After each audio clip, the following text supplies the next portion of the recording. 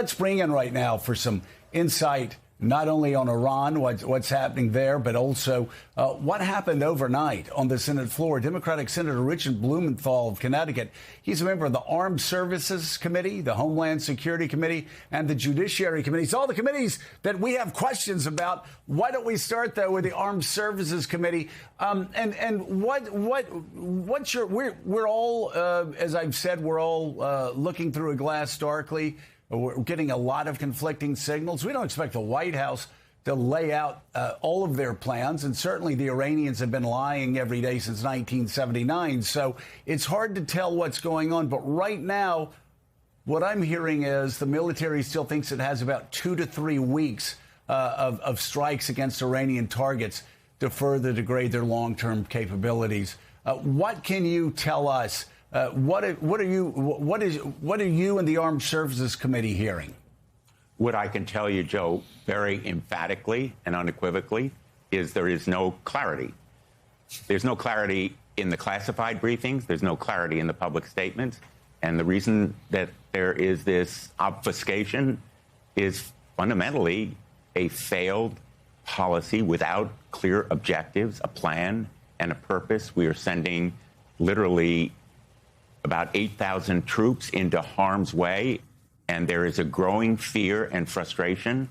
It is smoldering not only among Democrats, but among my Republican colleagues on the Armed Services Committee and throughout the Senate, that we are about to put our sons and daughters on the ground without a clear plan, with a great deal more risk than ever before of massive casualties, and in fact, a force that is inadequate to take and hold and control the Strait of Hormuz. And remember, the Strait of Hormuz closure was not a cause of our going to war. It was a consequence. It wasn't even one of those objectives that we had at the outset, securing the enriched uranium or changing the regime or destroying the missiles. And in fact, most of those objectives, confused and contradictory as they are, cannot be achieved by bombing. Donald Trump cannot bomb his way to peace or to any of those objectives. And so the lack of clarity, I think, is the result of a failure to define a strategy and objectives. That's what I'm hearing among my colleagues, and it is a growing sense of dissatisfaction. Senator, we heard in the hours after this invasion started on that Saturday morning from President Trump explicitly calling for regime change, saying, we've killed the leaders, we've bombed Tehran, now the people of Iran rise up, it's yours to take and change the regime. Obviously, those people, those young people in Iran who would certainly like to change the regime say, yeah, we just tried that a few weeks ago and about 30,000 of us were killed in the streets. So what, in your view, now we're there, that's the reality, what is a reasonable objective, something that the United States could say, okay, we did this, we achieved this, it's time to pull back now? What would be a good outcome at this point? Degrading Iran militarily certainly is a very worthwhile goal, supported by all of Iran's neighbors, whether they say it explicitly or not. Iran is a toxic element. It is the bane of everyone's existence in the Middle East, and whether explicitly or not, everyone is applauding degrading their military capacity, particularly their missiles and the missile production capacity. A lot of that maybe can be done by bombing.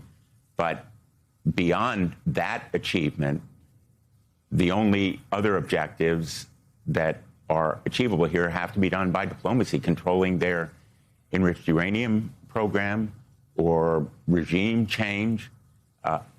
Can't be done by bombing, can't be done at 30,000 feet.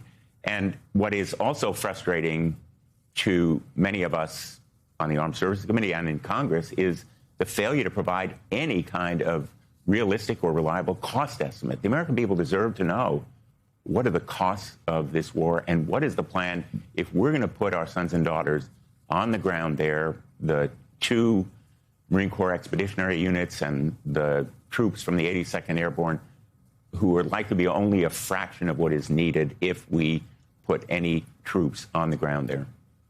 Yeah, and to the senator's point, these goals can't be achieved from 30,000 feet. They'd have to be, whether it's the seizing the nukes or perhaps even reopening the Strait of Hormuz, done with ground troops, and reporting that thousands of more American personnel are heading to the region as we speak. The president very much keeping that door open. Senator Blumenthal, let's turn you, though, to another matter. We have all seen the images for weeks now, but particularly bad in the last 7 or 8 days of these lines at the airports, these TSA agents not being paid, many of them not coming to work, and Americans, travelers paying the price, lines 3, 4, 5 hours. Depending on which airport you're at. It's progress overnight. Give us the latest from the Senate as to where things stand to fund these agents and to get these airports back to normal. In the early hours of this morning, if I look a little bleary, it's because it occurred sometime between 2 and 3 in the morning. We passed a measure that will fund the Department of Homeland Security. TSA will be paid, FEMA and the Coast Guard will be paid, and other essential parts of DHS, but not a penny more for ICE or the Border Patrol. This deal could have been achieved literally weeks ago. We proposed it 11 times on the floor of the United States Senate. Republicans blocked it when we went to the floor for unanimous consent or a full vote. And our position has been, and we've held firm, we've stayed strong, that we would not appropriate another dime for these rogue, lawless agencies unless there were fundamental reforms like requiring them to wear badges, identifying them, and body cameras, no mass arrest, judicial warrants when they break into people's homes or other forcible entry into private places.